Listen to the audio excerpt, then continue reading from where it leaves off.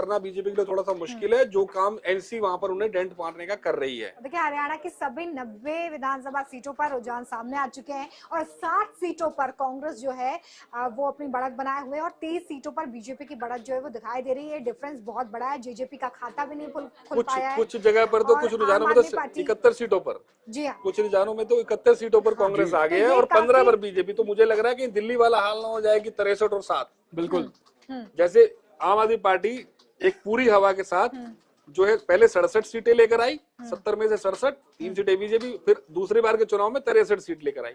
मुझे लग रहा है कहीं ऐसा ना हो जाए कांग्रेस, क्योंकि कांग्रेस के नेता जो है 75 सीट की बात कर रहे हैं। सुबह से मैं देख रहा हूँ कई नेताओं के बयान आए हैं जिन्होंने कहा 75 सीटें शुरू हो गया इसको लेकर। देखिए हरियाणा और जम्मू कश्मीर के विधानसभा चुनाव के नतीजे आ रहे हैं, लेकिन दिल्ली में कांग्रेस का जो जश्न है वो शुरू हो गया है, मिठाइयां बट रही। देखिए मैं कांग्रेस दफ्तर में जो व्यक्ति जश्न मनाने के लिए पहुंचते हैं वो आज से नहीं, पिछले 15-20 सालों से वही व्यक्ति जश्न मनाने के पहुंचते हैं। तो मैं इन पर कम भरोसा करता हूँ, क्योंकि जब वो पहुंचते हैं तो थोड़ी देर बाद जो है नतीजे इधर उधर हो जाते हैं और फिर वो कब समेट के अपनी दुकान सब लेकिन इधर उधर चले जाते हैं। नवीन जी, तो मुझे लगता है कि थोड़ा सा इंतजार करना पड़ेगा। उनका जश्न मुझे थोड़ा सा खटता है जब वो जाते हैं और वो बड़ा बयान दे देते आते हैं कि, लेकिन इस वक्त कांग्रेस जीत के तरफ अग्रसर है और अपने आप में कांग्रेस खेमे के लिए बहुत बड़ी ये जीत देखी जा रही है। लोकसभा चुनाव के बाद जिस तरह से कांग्रेस ताकतवर हुई है और हरियाणा के जो रुझान सामने आ रहे हैं, ये न सिर्फ हरियाणा बल्कि महाराष्ट्र और झारखंड में भी आने वाले जो खबर है गोपाल गोयल कांड आगे चल रहे हैं। गोपाल गोयल कांड आगे चल रहे हैं। लेकिन यहाँ सबसे अहम बात, जिस तरह से हमने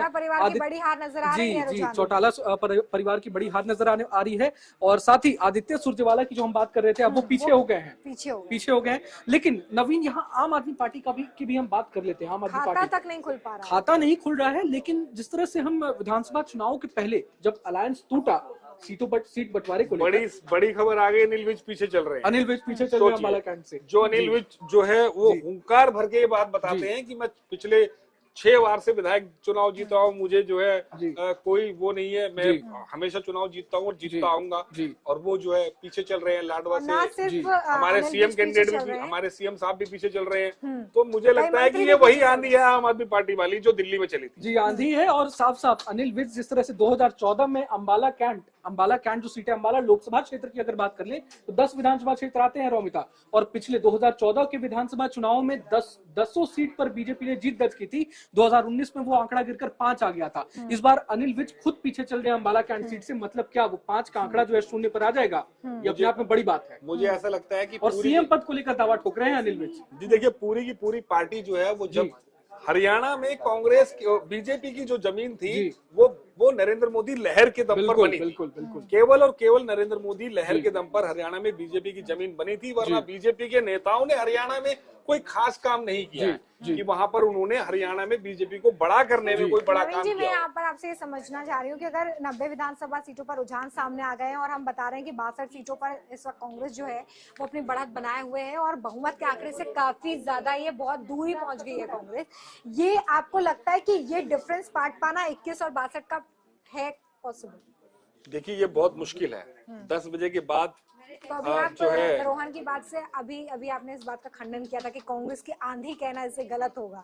ये आंकड़े अब मैंने कांग्रेस की आंधी इसलिए मैंने कहा, जिस वक्त रोहन बोल रहे थे उस वक्त 22 और 28 का मामला था। आप कह रहे थे कि डिफरेंस कभी भी बदल सकता है। हाँ तो बदला ना डिफरेंस। 22 और 28 पर कांग्रेस की आंधी नहीं कह सकते, लेकिन 62 और 25 पर कांग्रेस की आंधी कह सकते हैं। आंकड़ों को समझना बहुत जरूरी है। ये जो अभी रुझान है ये नतीजे हो सकते हैं।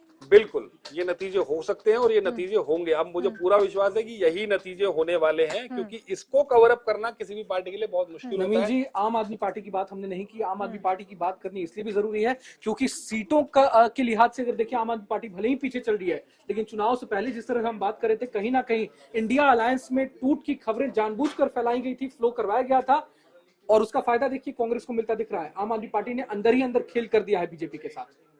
देखिए आम आदमी पार्टी के लिए वहां पर चुनाव वोट परसेंट